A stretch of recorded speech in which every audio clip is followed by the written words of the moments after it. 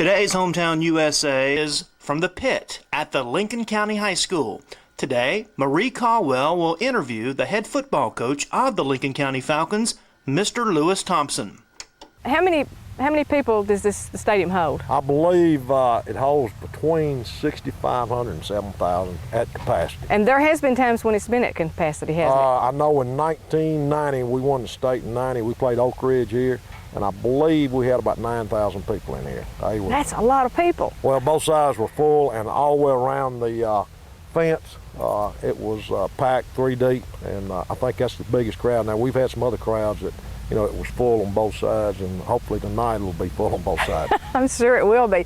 Do you have any memorable games that have been played here in the pit that just pop out, just come right back to you? Well, we have a great record in the pit. I believe right now we're 103-24 in the pit since 1981. And I guess the one that I remember the most would be against Oakland. In 90, we had beaten Oakland 44-6 in regular season, came back in the playoffs, and we had to stop them on a 2-point conversion right on the 1 foot line to win the game 13-12, and we went on, won the next 2 weeks, and went to the Clinic Bowl and beat Germantown. So I guess of all of them, that would be the greatest win up to this point. Up to this point. That's true. There might be a different story later on. That's true. Yeah. Now, I know that it takes a lot of maintenance to take care of the pit. Is this grass some sort of special grass that you have on football fields, or is it just? Well, this is a special type grass that Charles Williams with Charles Williams and Associates uses. It's called Quick Stand Bermuda, and it's a hybrid Bermuda that he came up with, and UT plays with it. It's on their field. It's good enough for UT, it's good enough for us. Well, I know. We're trying to get it down to Alabama, but I think Kentucky uses it. He's got it on about 7 or 8 different college stadiums, several high schools across the state, and up in central Kentucky. So it is a great playing field. As you can tell, it's late October, 9th game, and the stadium is still, other than turning a little brown, when the frost hits it, it is in great shape. Now, you mentioned Alabama, so I have to, let me segue here into something. You played for Coach Bryant. A long time ago. That was many memories ago. What kind of person was Coach Bryant? He was a person that demanded the best that you had. Didn't matter about your ability. Didn't care who you were. He asked you to give your best, and he taught me to, every play to go as hard as you can go. And I think I learned a great deal from him other than football.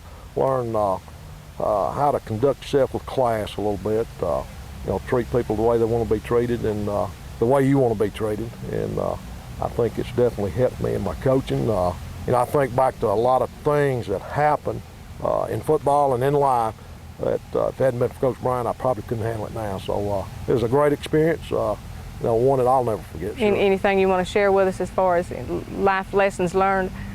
Well, I think he just made me a better person.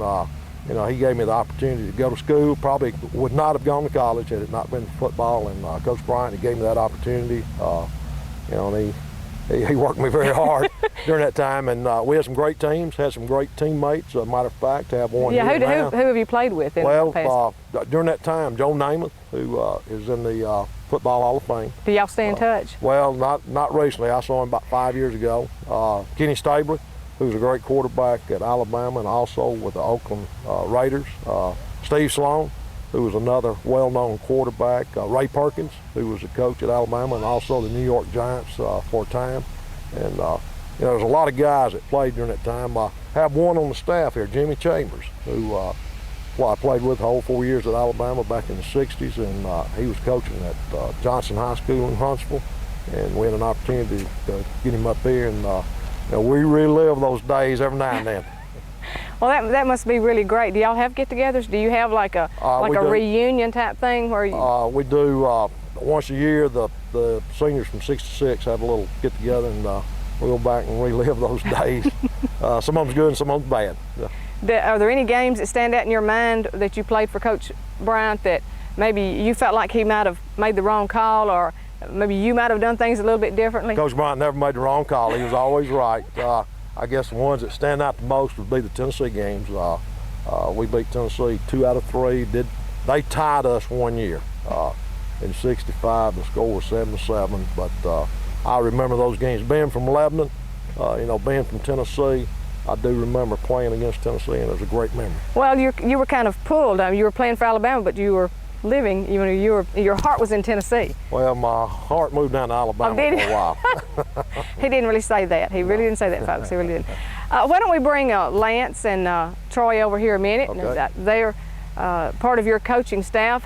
Very good ones. We have, I think we have one of the best coaching staffs in the state. Lance Evans, who played here, and Troy Smith, who also played here. They played in the middle '80s, and come on over. Lance was quarterback, and Coach Smith was a tight end, and they were good players back during that day. I'm really happy to have them on the staff.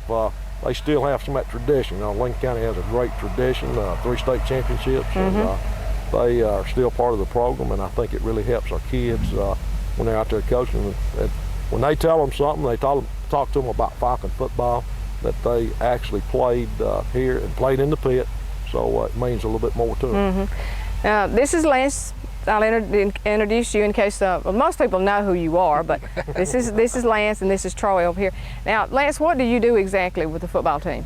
Well, I coach the quarterbacks and the running backs, and a lot of times coaching those guys, they get a lot of press, because most time they should be doing well because they wanted to score most of the touchdowns and stuff, but they work really hard, and of course it's a whole team effort, the offensive line and the receivers, and Coach Manise, who's not with us right now, but he coaches the receivers, and I work with him real closely, getting everything. And Coach Thompson, who does the offensive line, we all work together on the offense. Now, you said you train the quarterbacks, more or less. Have there been any quarterbacks that just over the years that you've been here that kind of come to your memory, that could have maybe gone on or that did go on? You can have a real short memory and remember Luke Buckley from last year. He holds all the passing records at Lincoln County High School, I believe. And I coached Rusty Wood before that, and he did really well for us also. In fact, he held a couple of the records that Luke got the next year. So I've been really fortunate to coach some really good guys at quarterback. And the guy, Michael Edmondson, who is quarterbacking for us now, he's got more talent than both of them. So maybe in a couple of years, maybe he'll be just if he can get back in that same group, he'll be all right. So there's a lot of talent here in Lincoln County, and there's some that's coming up through the junior highs, isn't there? Well, there's talent, and we're just here to try to develop it. So you don't really make them stars. They already have that quality. You just kind of mold them and push them along and train them. And what I'm trying to say is that they don't know everything to you, do they? Oh, no, not at all. Most of the players that are really successful do a lot of work on their own, working out, running. Coach Thompson tells them all the time they need to be running because when they get with us, they need to be in shape, and most of them do that. Do y'all run with them? No, man. No. We ran several years ago. We had you've already done your Coach your Meadows time. used to run us a little bit too when Troy and I played, so we put in our sprints down here. Now, Troy, what do you do exactly? I work with the tight ends, defensive ends. So, and I help Coach Edging, who's our defense coordinator, try to plan our defense for the week and try to get our team ready for our opposing teams each week. Now, are y'all on the field during a game, or are you up in the booth? Did you wear headphones and you're talking to Coach Thompson, or you're talking to one of the coaches down on the field? Both of us are on the field. Coach McNeese and Coach Taylor are our 2 coaches that are up top, and usually on offense, Coach Evans wears the headphones, and on defense, Coach Blade, or Coach Edging. He's known as Coach Blade to most people, so he wears the headphones when we're on defense, and usually I'll signal the defensive end whatever we want to run. So. And how long have you been here? I've been here coaching? since '94. How long have you been here, Lance? 93. Well, y'all came along about the same time then. That's right. Yeah. How many players do you have this year? Where did you go to?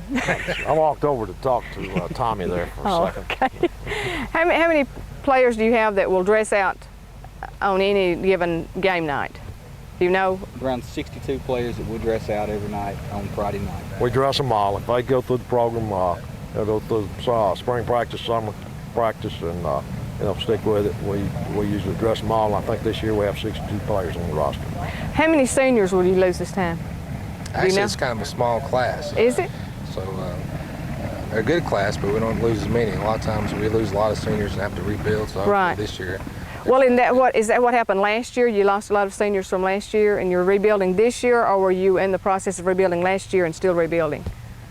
Coach Thompson. Well, hopefully, you're always building for the future, and I don't really like that word rebuild, because that means that you haven't done something to get that foundation going strong. And hopefully they can learn as they come through the program and come in as sophomores, learn the system.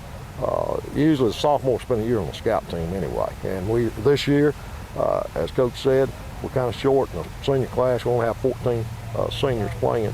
So we've had a lot of the sophomores had to step up and play a little bit this year. So well, they're learning on the go. So it's a thing that we're 4-4, and hopefully we will learn from this and try to do the best we can. Like I tell them, they don't come to practice to lose on Friday nights. They come to learn how to play and get better, and hopefully they've done that from day one to this point. And we keep building. As I said, I don't like it rebuilding stuff. I like to keep it well, going. Perhaps rebuilding was the wrong word. No, I that's guess a good word. Really what I meant was, I know that you lose a certain number of players each year, and so you bring in new ones up through the ranks, and they're not used to playing together.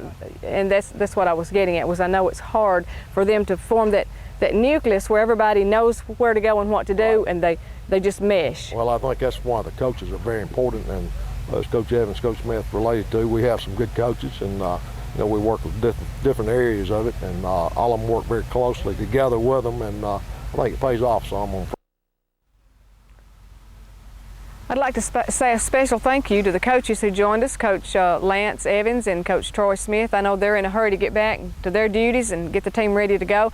This is where I see you standing when I'm sitting up in the stands, and you're pacing and the team's behind you. And I often wonder, how does it feel to be right down here on this 50-yard line and all your team's out there? Are you nervous, or is it such an adrenaline thing that you're just like, it just goes, you don't think about what's going on? I'll tell you one thing, it's probably the worst seat in the house right here on the 50-yard line, because actually you cannot see very much going on. We have a couple of coaches up in the press box that do a great job. Coach McNeese and Coach Taylor go to the press box, and we do have headphones that we use, and they have to give us a lot of information, because down here it is really wild sometimes, because you got 22 guys on the field, you got 5 officials, and then you got about 60 guys standing behind you, and it's loud. The crowd usually is pretty loud, so it's kind of hectic down here. As far as getting nervous, probably I'll get nervous from Monday till Thursday when I watch fans and we do practice, making sure we cover everything. Friday nights, I'm usually pretty calm. So you're pretty calm right now? Oh, I'm calm. Yeah, it's we kick off here in about 2 hours and 10 minutes. And I'm thinking about things that we need to be doing or thinking about.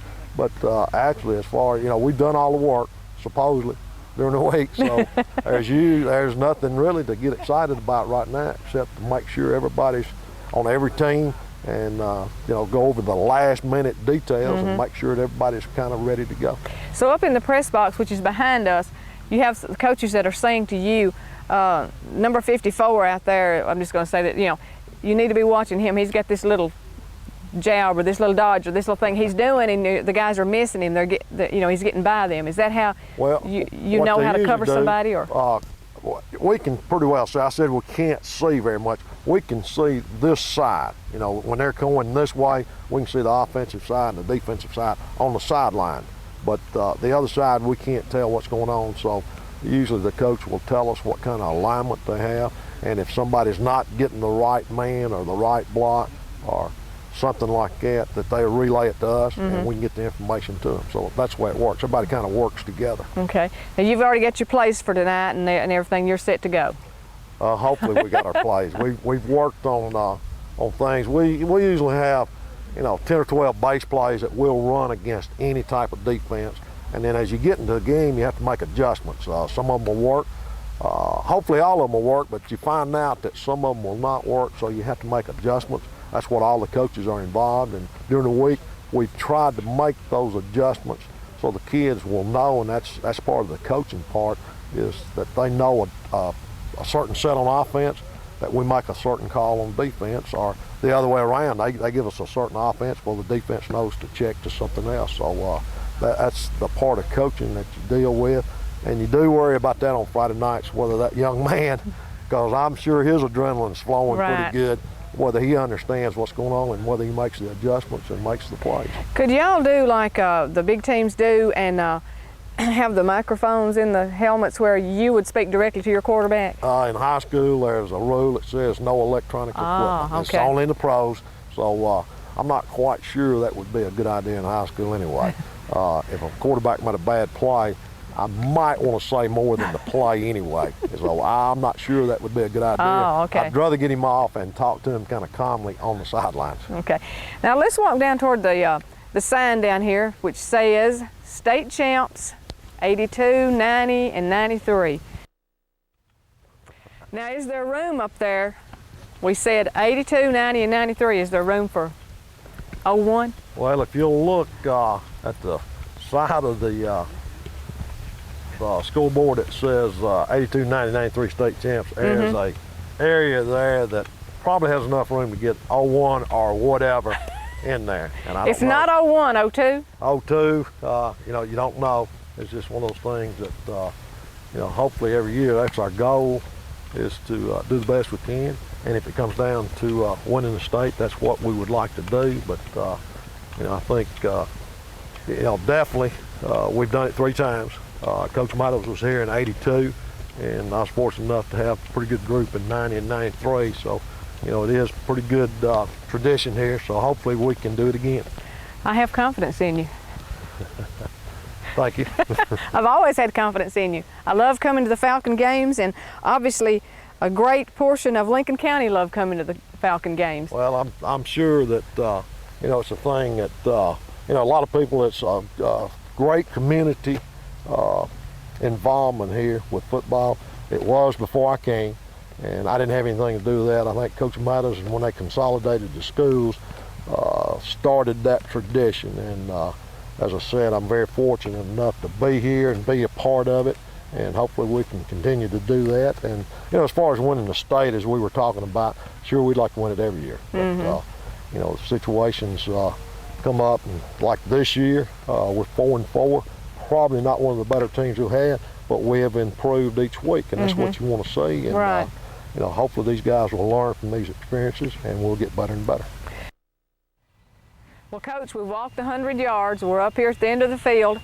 I know there's a lot of people that are involved in this. We always, of course, want to talk to you, and there's a lot of people that are behind the scenes that I know you appreciate. Maybe this would be a good opportunity if you want to thank somebody that's helped you along the way. Well, I would like to thank the whole community, and there's, you know, when you start naming individuals, there's a lot of people that you could leave out. But, you know, I know Mr. Carter with the CFW, they were big in this when they first built the stadium, and you know, I think he's one that we need to thank. Johnny Holcomb, who is with the water department now, he was instrumental in getting a lot of this done. And I think the county commissioners that you know, financed the money, gave us the money, and the money that they did give us, I think a lot of it was community involvement. They came up with the money. I know they sold square foot, little square yards on the field to raise a great deal of money. And you know, I think the principal's been involved. I think Billy Joe Evans was probably a big force behind it. He was the principal at the time that came over here when they consolidated, and I think he had a big push for it. Of course, Coach John Meadows, who was the first coach here in '79, and he told him, said build him a stadium, he'd win a state championship. So, you know, he was a prophet there, I guess, but he was involved in it very much. And like I said, there's a lot of people in the community that's been involved with it over time, that's helped. They've given their money, time, you know, without asking any questions or anything. And I think it's for a good cause. It's for the youth of Lincoln County. Right. And, you know, in this case, the young men that come in here and come in as sophomores, come out for football, and, you know, they're part of that tradition. And, you know, I'd just like to thank everybody that has been involved with it. Now, will we be able to go in the field house at all, or do you think they're getting ready now? We might, if we hurry, we might have a chance to just get a glimpse of what it looks door. like. Okay. Okay, Coach, here we are at the Roy Clark Field House. You want to go in for just a minute? Well, yeah, we can, and let me tell you about Roy Clark. Okay. In 1980 or 81, he was under contract with Amana, and I think Billy Joe Evans, who was the principal then, contacted the man. He did a concert here to raise the money to build Roy Clark Fieldhouse, and it's one of the best field houses around. Well, I mean, we played at several different high schools, and it is one of the nicest ones that you'll go into. Has he ever been back? I don't think so. Hopefully he'll come back. Especially if we win another state championship. There you go. Let's go in, Coach. Okay. Okay, here's one of the players, but he dodged back in. I know. Tell me about this. This is really neat. Well, this is, we put this on the wall because when you walk in the front door, this is the first thing you see right here. And I think it makes an impression on those young men when they come in as sophomores. They see 82, 90, 93 state champions. And hopefully they won't be a big part of that. Right. They're thinking in their mind, okay, I want it to be up the year that I'm playing, I want that year to be up there. And we got plenty of room on this wall. We can put 2 or 3 more in there if we need to. Now there's several different rooms in here. I noticed there's an equipment room behind you. Well, we have 2 dressing rooms. We have, of course, our dressing room at one end. And we also have this visitor's dressing room, which is the same size as the Falcon dressing room. So when our visiting teams come in, they have plenty of room to get dressed. And now, are they in there now? Is yes, the visiting they are. team already in there? Yeah. Okay. McCall is in there getting dressed. Okay. So it'd be a little hard to get in there. Okay. We probably shouldn't go in there. Now, in this equipment room, can we go in there and just take a peek, or are the players right in there? now. Okay. Yeah. So we have some other rooms. We have the equipment room, and we also have another room where we'll keep our football equipment. And we also have a training room that a lot of field houses don't have. Mm-hmm. And we have a coach's office. And I'm sure that everybody has a coach's office. But, this is where you spend most of your time, though, is it? About 20 hours a day. This is where I live most of the time. During the season? That's right, during the season. Well, I think probably we need to let the coach go. We want to wish you all the luck in the world tonight. We'll all be out there with our fingers crossed cheering for you and for the team. And you've done a great job, and you have a great coaching staff, and I just think you've done a wonderful job this year. Well, I think a good coach has good players and good coaches with him. So, everybody gets credit there. And as I said earlier, the community, the players that we've had, because we've had some great players over the years. Coach Meadows had some. I've had some great players, and I think it all ties together, and that's why it's a great tradition of Falcon football. We've moved our position just a little bit. Now we're outside the Falcon Stadium, and I'm here with the principal, Jim Stewart. How are you? I'm fine, thank you. Even after a busy day like today? Well, it's been not only a busy day, but a busy week, but a good one. Now, this is homecoming, and did you have anything going on all week for homecoming, or is it just a one-day thing? You mean other than classes? Fun things. We had quite a few. As a matter of fact, we started for this last Monday, and they've had dress-up days, different days, and it's been a good week. Our students really got into it, and actually our teachers did too. But we had everything from Hawaiian and twin day to camouflage and cap day, which is a very popular thing, even pajama days. I think they enjoyed that, just getting up and coming straight Casual. in. And then today we had quite a few that took part in our Spirit Day. Matter of fact, I expect as many as we've ever had. And there again, let me mention our teachers, because they got into it. We have a spirit club called the Pumpkinheads, and then we have Pumpkinhead Princesses. And today we came forth with a bunch of new Pumpkinhead Queens, which were our teachers. So they added quite a bit to it. Now I have seen, and I'm sure a lot of our viewers have seen the kids down on the field, even with a pumpkin, an actual pumpkin on their head. And I have sat up there and I've heard people say, "What are those kids doing?" Because they didn't know what was going on. So explain to me a little bit. How did you come up with Pumpkinhead? Well, I didn't come up with Pumpkinheads. It started probably 4 years ago. A group, and I remember one youngster in particular, Brad Shepard. As a matter of fact, Brad is doing well at UT, and if you'll read the Tennessean, the UT sports section, you'll see columns written by Brad. So we're extremely proud of Brad. But then Brad and some of his friends came up with this idea, and now where they got the Pumpkinheads, I don't know, but at the time it seemed appropriate. But it's all about spirit. It's all about spirit, and a good, clean time. That's what it is. Now, you had a parade today. Did you have a good turnout as far as involvement? Kids, I I didn't get to see the parade, so did they have cars decorated? Do they We still do did. that? We had a few, not too many cars. Of course, we had our attendants and our queens and so on in the cars, and shame on you for not seeing it, but it was a good one. We had several floats. Of course, each class had a float, and then different organizations had floats, and it turned out really well. We went to the square and had a pep rally there, and our band, of course, was there. So it's a special time, and yes, we lose a little time from class during this week, but we feel like that these things are important for them to learn how to work together as teams, and it takes a lot of effort to put together one of these. Well, why don't we go over and look at some of the floats? That sounds good.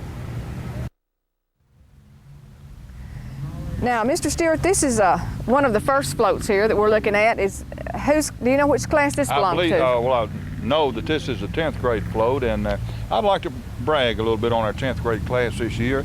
Usually coming in as youngsters, they're not familiar with how much time it takes, but they were very well organized, and matter of fact, I made an announcement Wednesday morning over the intercom that the sophomores probably would finish and help the juniors and seniors. So I do want to brag on them, the way that they went about doing their float. Well, it's a nice looking float, and it looks like we have Superman. Well, I guess it's Super Falcon here, Super Falcon. And what are Macaulay's team? What are they called? They're Tornado. Oh, okay, so this is a tornado with a football, but the Falcon is roping the tornado. We've got that tornado in control.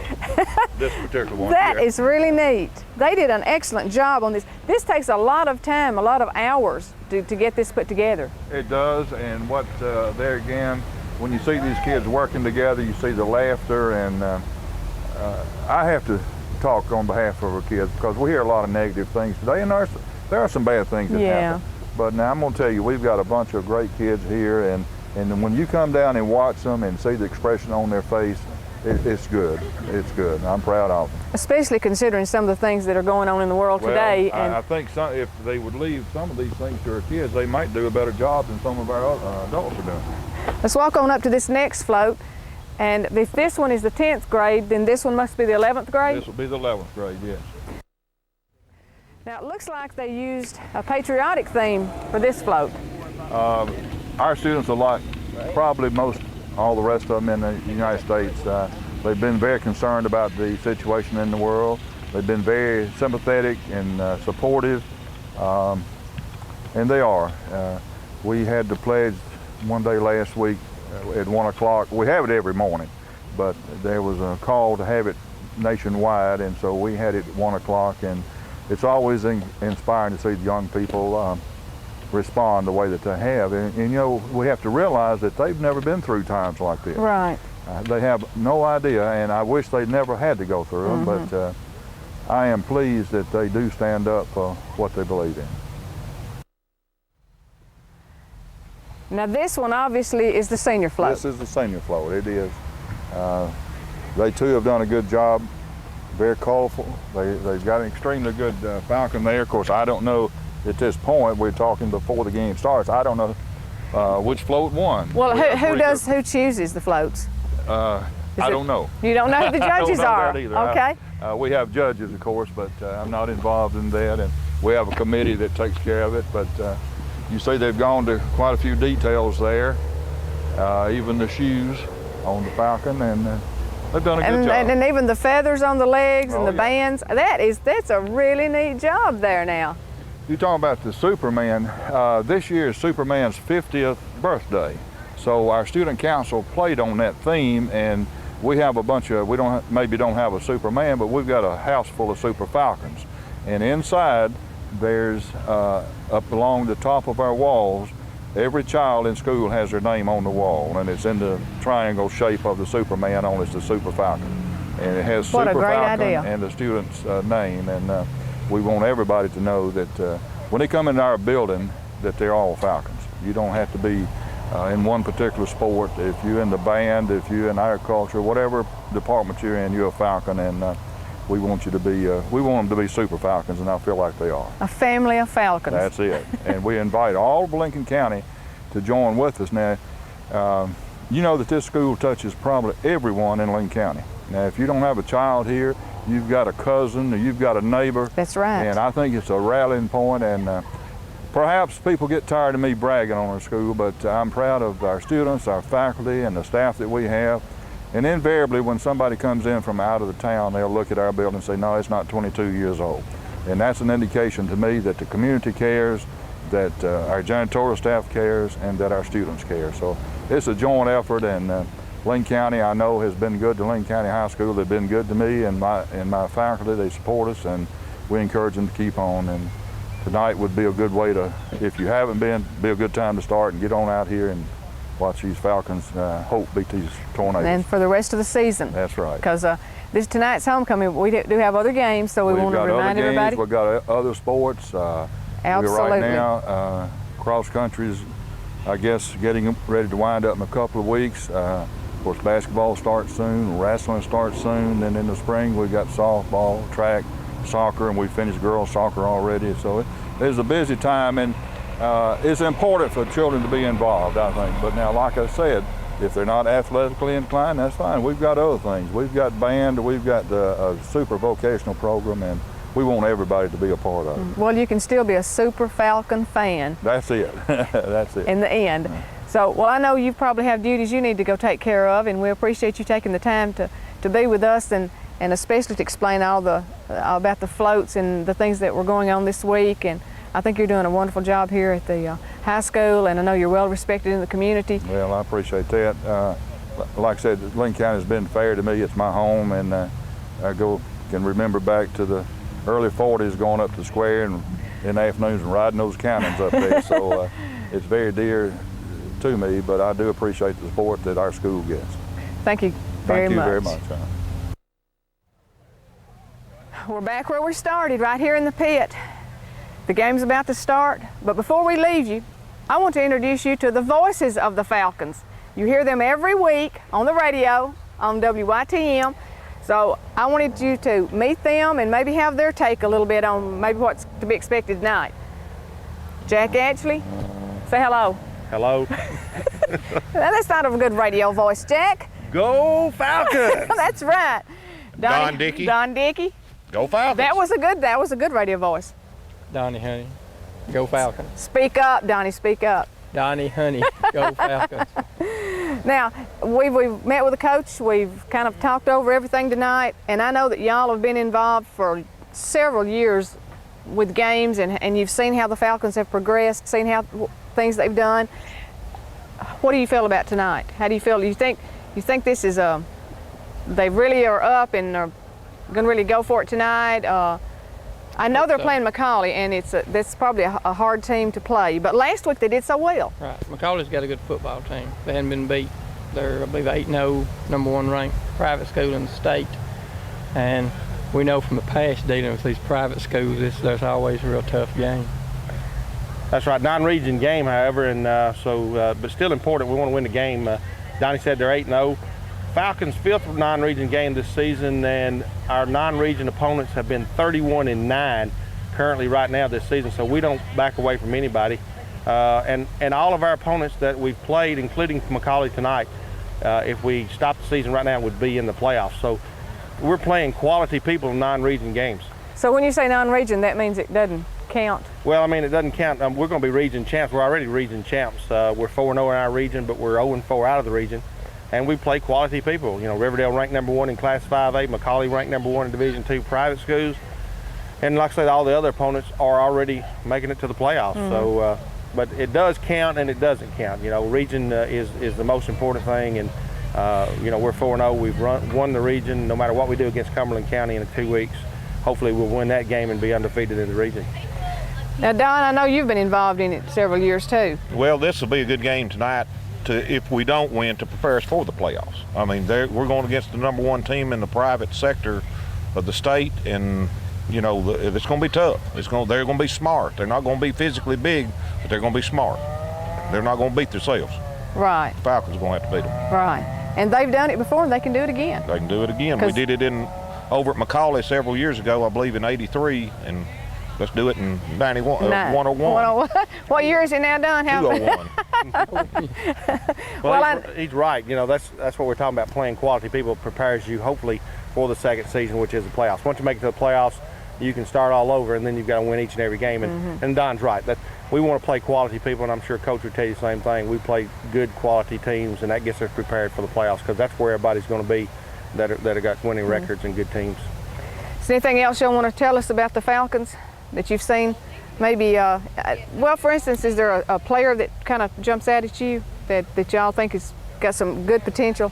Well, I think overall, all of them have really improved since the first of the year.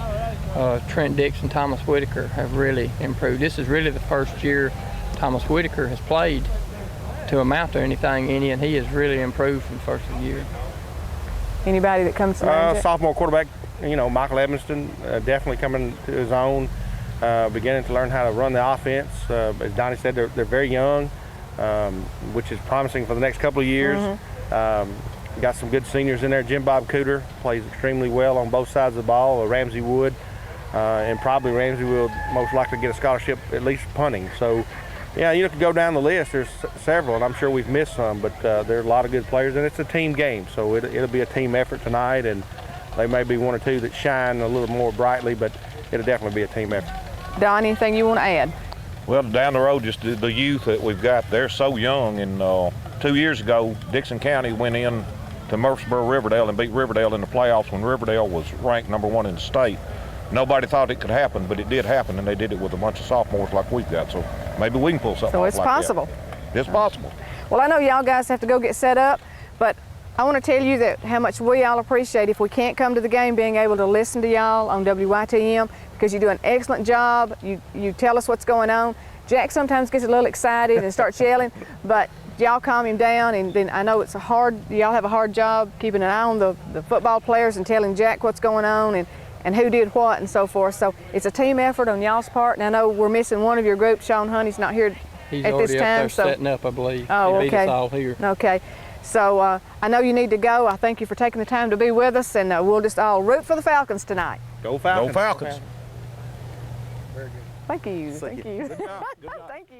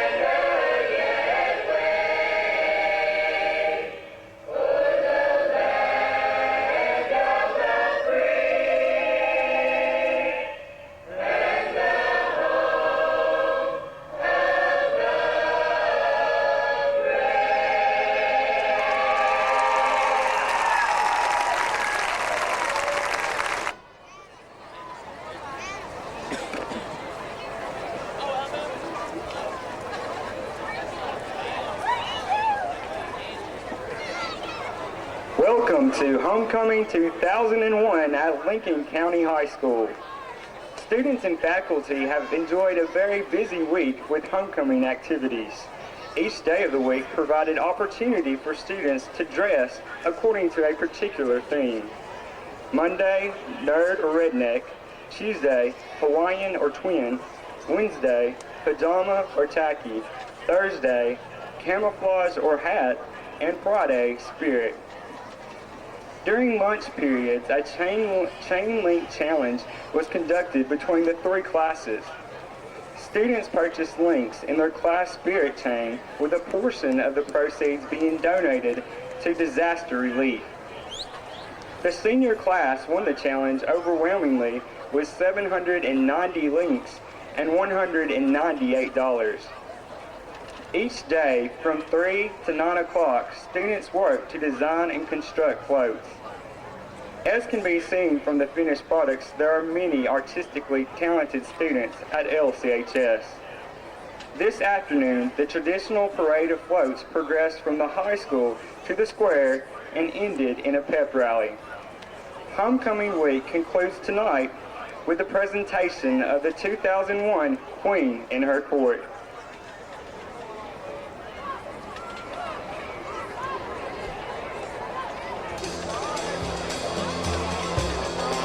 Presenting the Lincoln County High School cheerleaders.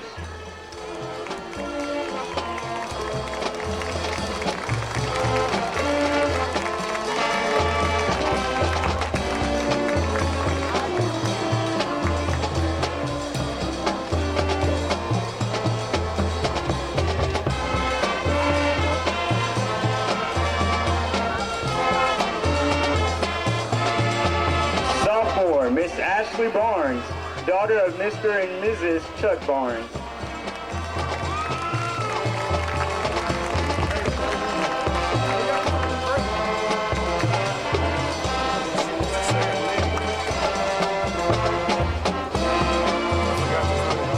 Sophomore, Miss Tamara Blankenship, daughter of Mr. and Mrs. Craig Combs.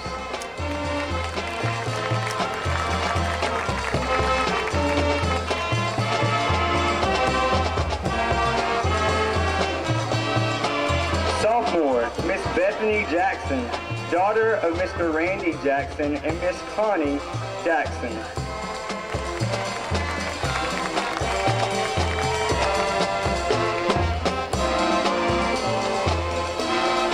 Junior, Miss Marie McCauley, daughter of Mr. and Mrs. Billy McCauley.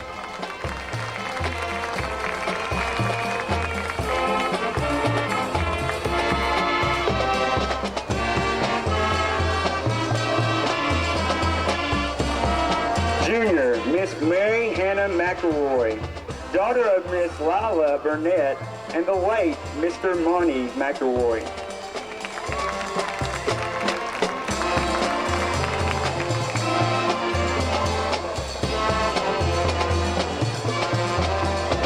Junior, Miss Sarah Rutledge, daughter of Mr. and Mrs. Mark Rutledge.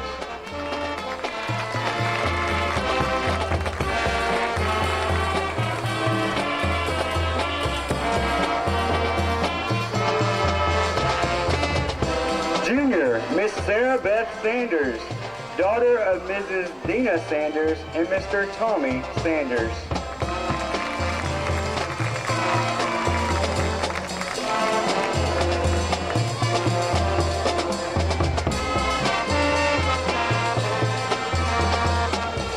Senior, Miss Danielle Coggin, daughter of Mr. and Mrs. David Sutton and the late Mr. Steve Coggin.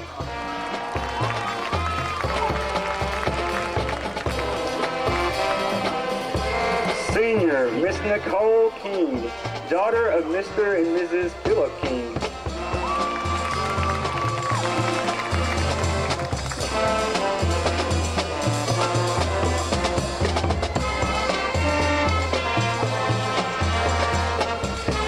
Senior, Miss Brittany Smith, co-captain of the cheerleaders, daughter of Mr. and Mrs. Dwight Smith.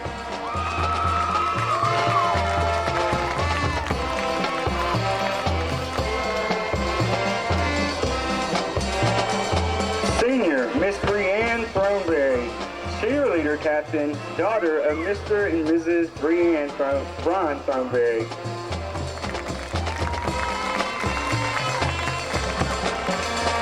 Announcing the 2001 football homecoming attendance.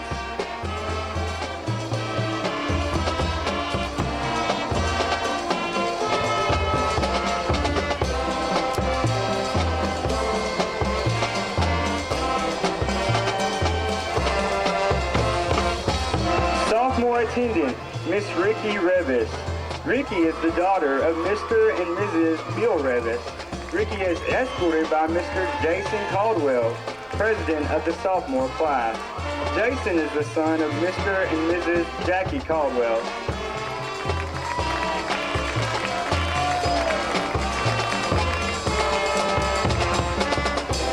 Senior attendant, Miss Nettie Holcomb.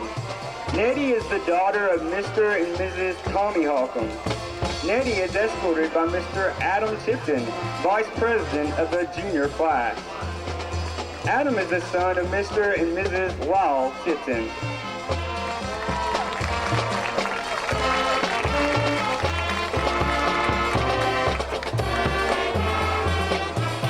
Senior attendant, Miss Dayshell Doolin. Dayshell is the daughter of Mr. and Mrs. Eugene Doolin. She is escorted by Mr. Maurice Kelso. Maurice is the son of Mr. and Mrs. Stanley Kelso.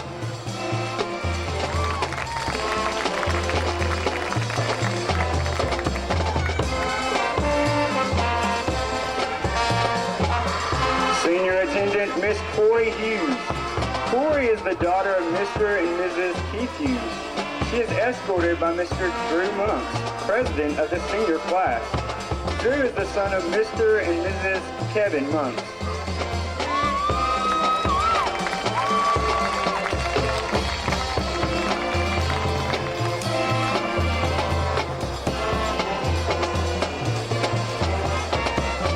Senior attendant, Miss Miranda Revis. Miranda is the daughter of Mr. and Mrs. Bill Revis. She is escorted by Mr. Jess Elrod, Vice President of the student body. Jess is the son of Mr. Steve Elrod and Mrs.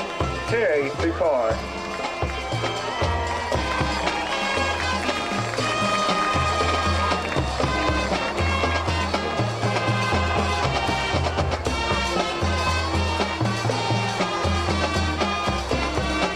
The flower girl tonight is Miss Leah Hampton.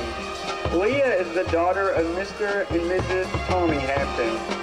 With her is the crown bearer, Mr. Colton Dotson. Colton is the son of Mr. and Mrs. Philip Dotson. And now, ladies and gentlemen, the 2001 homecoming queen, Miss Katie Thomas.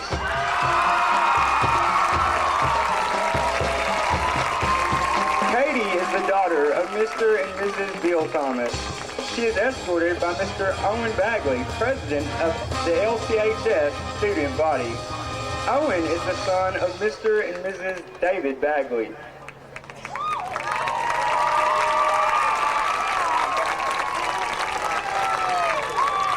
Owen will now crown the queen.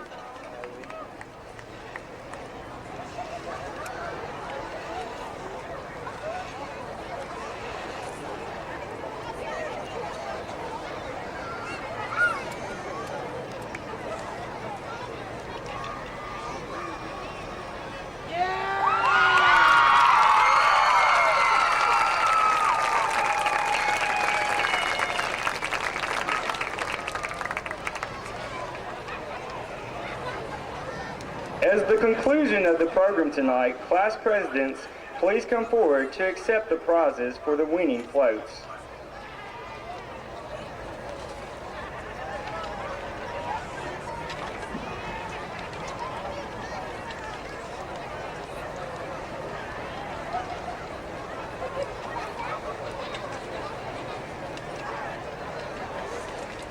Senior class president, Mr. Drew Monks, son of Mr. and Mrs. Kevin Monks. Junior class president, Miss Candace Bryan, daughter of Mr. and Mrs. Matthew Bryan. Sophomore class president, Mr. Jason Caldwell, son of Mr. and Mrs. Jackie Caldwell. The decision of the judges is as follows. Second place in float building and a $100 prize goes to the junior class.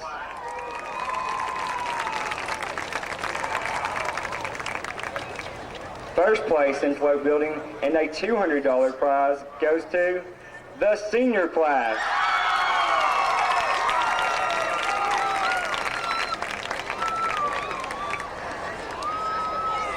A special thanks goes out to all who helped to make Homecoming 2001 such a success. Thank you.